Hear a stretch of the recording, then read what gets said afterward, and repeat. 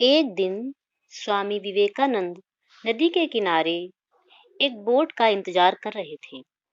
तब वहां पर उनके पास एक साधु आए और बैठे। साधु ने स्वामी विवेकानंद जी से पूछा कि आप यहाँ पर क्यों बैठे हैं। यह सुनकर स्वामी जी ने कहा कि मैं यहाँ पर नाव का इंतजार कर रहा हूँ, क्योंकि मुझे उस पार जाना है। साधु ने पूछा, आपका नाम क्या है? विवेकानंद जी ने कहा कि मैं विवेकानंद हूँ। साधु चौंक गए और कहने लगे कि आप सच में वो महान स्वामी विवेकानंद जी हैं? तो विवेकानंद ने कहा कि हाँ, मैं ही स्वामी विवेकानंद हूँ। साधु ने स्वामी जी से कहा कि फिर आप क्यों यहाँ पर बैठे हो? और इतना ही साधु पानी पर चलने लगे। साधु ने पानी पर चलते हुए स्वामी विवेकानंद जी से कहा कि देखो, मैं पानी पर चल सकता हूँ, क्या आप चल सकते हो? तो स्वामी जी ने उत्तर दिया, नहीं, मैं नहीं चल सकता। कुछ देर बाद बोट आ गई और स्वामी विवेकानंद ने उस साधु से कहा कि आप भी चलिए मेरे साथ उस पार बोट में। साधु बिना कुछ सोचे तुरंत विवेकानंद के साथ बोट में बैठ गए।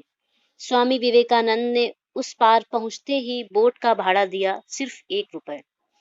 विवेकानंद ने बड़े विनम्र भाव से साधु से पूछा कि आपने ये अद्भुत विद्या प्राप्त करने में कितना समय गुजार दिया?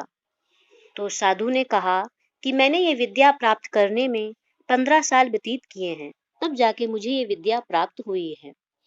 यह सुनकर स्वामी जी ने कहा कि आपने जो विद्या प्राप्त की है, उस विद्या के लिए केवल 50 पैसे देकर आप इस पार से उस पार जा सकते थे। यानी केवल 50 पैसे के लिए आपने अपने 15 साल बिगाड़ दिए। स्वामी विवेकानंद का कहने का तात्पर्य सिर्फ यही था कि हमें समय का सदुपयोग करना चाहिए। इस तरह बेकार के कामों में अपना समय बर्बाद नहीं करना चाहिए।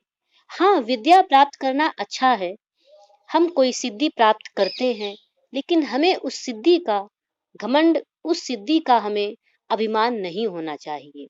ये कहानी उन लोगों के लिए है जो जिंदगी में समय का महत्व नहीं जानते हैं, जो अपने जीवन में समय का सदुपयोग नहीं करते हैं। समय का महत्व समझना बेहद जरूरी होता है। जिंदगी में हमें जो हासिल करना होता है, वो हमें सही वक्त पर हासिल कर लेना चाहिए, क्योंकि जिंदगी के मौके कम और धोखे ज्यादा देती है। समय हाथ से निकलने के बाद केवल हमारे पास पछतावा ही रहता है।